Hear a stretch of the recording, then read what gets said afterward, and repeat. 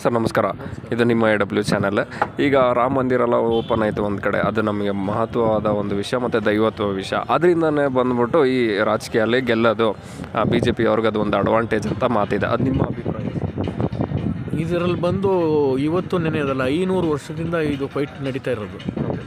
ರಾಮ ಮಂದಿರ ಆಗಿರೋದು ತುಂಬ ಒಳ್ಳೆಯದಾಗಿ, ಜನಗಳಿಗೆ ತುಂಬ ಒಳ್ಳೆಯದಾಗಿದೆ.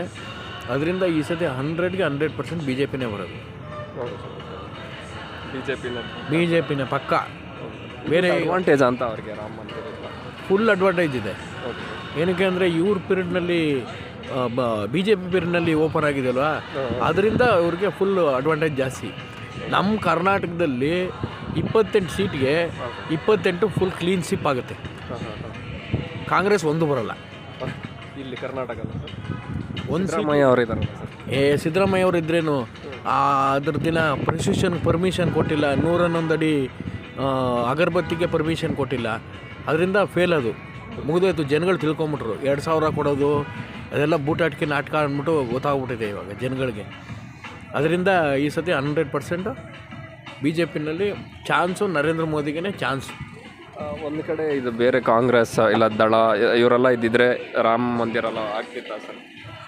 ಆಗೋದು ಡೌಟ್ ಇತ್ತು. 100ಕ್ಕೆ 70% ಡೌಟ್ ಇತ್ತು. ಇನ್ನು 30% ಮಾತ್ರ ಆಗ್ಬೋದು ಅಂತಿತ್ತು. ಇವರಲ್ಲಿ 100ಗೆ 100% ತಾನೆ. ಏನೇನು ವಿಷಯದಲ್ಲಿ ಲ್ಯಾಕ್ ಆದರು ಸರ್? ಈಗ ಯಾವುದೋ ವಿಷಯ ಮಾಡ್ಬೋದಾಗಿತ್ತು, ಮಾಡದೆ ಅದೇ ಬಿಟ್ಟಿದ್ದು ತಪ್ಪಾಯಿತು. ಕಾಂಗ್ರೆಸ್ ಬಿಟ್ಟಿದ್ದು ಅಂದರೆ ಇದೊಂದು ಇದೇ ಅವ್ರಿಗೆ ಪ್ಲಸ್ ಪಾಯಿಂಟು BJPನವ್ರಿಗೆ. ಯಾವುದು ಇದೊಂದು ರಜಾ ಡಿಕ್ಲೇರ್ ಮಾಡಲಿಲ್ಲ. ಆಮೇಲೆ ಇಲ್ಲಿ ಅಗರಬತ್ತಿಗೆ ಪರ್ಮಿಷನ್ ಕೊಡಲಿಲ್ಲ. ಮತ್ತು ಪ್ರೊಸಿಷನ್ಗೆ ಲಕ್ಷದೀಪೋತ್ಸವಕ್ಕೆ ಮಾಡ್ಕೊಂಡಿದ್ರು ಇವರೆಲ್ಲ, ಅದನ್ನು ಕ್ಯಾನ್ಸಲ್ ಮಾಡಿಬಿಟ್ರು. ಆಮೇಲೆ ಗಣಪತಿ ಸಚ್ಚಿದಾನಂದ ಆಶ್ರಮದಲ್ಲಿ 50,000 ಜನಕ್ಕೆ ಊಟದ ವ್ಯವಸ್ಥೆ ಮಾಡಿದರು. ಅವ್ರದ್ದು ಪ್ರೊಸಿಷನ್ ಇತ್ತು. ಇವ್ರು ಯಾವಾಗ ಕ್ಯಾನ್ಸಲ್ ಮಾಡಿದ್ರು ಅದು ಕ್ಯಾನ್ಸಲ್ ಆಗುತ್ತೆ.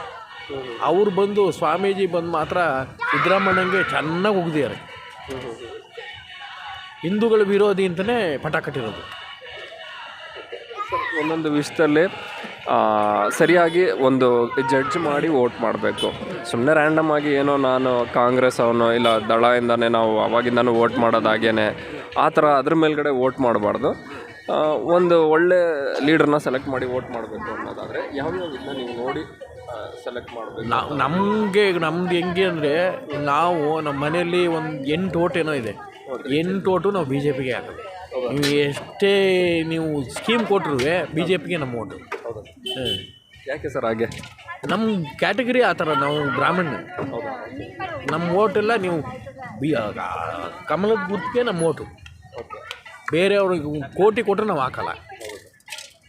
ನಮ್ಮ ಪ್ಲಸ್ ಪಾಯಿಂಟ್ಸ್ ಯಾವ್ದು ಇದೆ ಸರ್ BJPನಲ್ಲಿ? ಅದೇ ಇವಾಗ ರಾಮ ಮಂದಿರ ಆಯಿತು. ನೆಕ್ಸ್ಟ್ ಏನು ಕೃಷ್ಣನ್ ತಗೋತಾರೆ ಅನ್ನೋ ಪ್ರಾಜೆಕ್ಟು, ಅದು ಇದೇ ಥರ ಸಕ್ಸಸ್ ಆಗೋಯ್ತು ಅಂದರೆ ಇನ್ನು ಕಂಟಿನ್ಯೂಷನ್ 20 ವರ್ಷ ಮಾತಾಡೋಂಗಿಲ್ಲ. ನೆಗೆಟಿವ್ ಯಾವ್ದ್ಯಾವ್ದಿದೆ ಸರ್ ಕಾಂಗ್ರೆಸ್ನಲ್ಲಿ ನೆಗೆಟಿವ್ ಅಂದರೆ ಇವಾಗ ನೋಡಿ, ಕೆಲಸಗಳು ಆಗಲ್ಲ, ಎಲ್ಲ ಪೆಂಡಿಂಗ್ನಲ್ಲಿದೆ. ಯಾವ ಕೆಲಸನೂ ಹೆಂಗೆ ಸರ್ಕಾರದ ಖಜಾನೆಯಲ್ಲಿ ದುಡ್ಡೇ ಇಲ್ಲ. ದುಡ್ಡವ್ರು ಎಲ್ಲೆಲ್ಲಿಂದ ಬರಬೇಕು ಅದನ್ನು ಸೋರ್ಸಸ್ ಹುಡುಕ್ತಾ ಇದ್ದಾರೆ. ಎಲ್ಲ ಫ್ರೀ ಕೊಟ್ಬಿಟ್ರು, ಬರಲ್ಲ ಅಂತಲೇ ಕೊಟ್ಟಿದ್ದು. ಅವರು ಕೊಡದೇ ಹೋಗಿದ್ರು ಒಂದು 85ರಿಂದ 90 ಸೀಟ್ ಬರೋರು. ಇವ್ರು ಯಾವಾಗ ಇದು ಕೊಟ್ಟರು 136 ಬಂತು, ಫುಲ್ ಕುತ್ತಿಗೆಗೆ ಬಂದ್ಬಿಡ್ತು ಎಲ್ಲರಿಗೂ. ಏನೋ ಒಂದು ಬೈ ಚಾನ್ಸ್ ಬಂದಿದ್ದು ಅಷ್ಟೇ. ಇವ್ರು ಕೊಡದೇ ಹೋಗಿದ್ರು 90 ಸೀಟು, 85ರಿಂದ 90. ಅವ್ರು ಬಂದು ದಳದವ್ರು ಕಾಲು ಕಟ್ಟಲೇಬೇಕಾಗಿರೋದು. Thank you sir.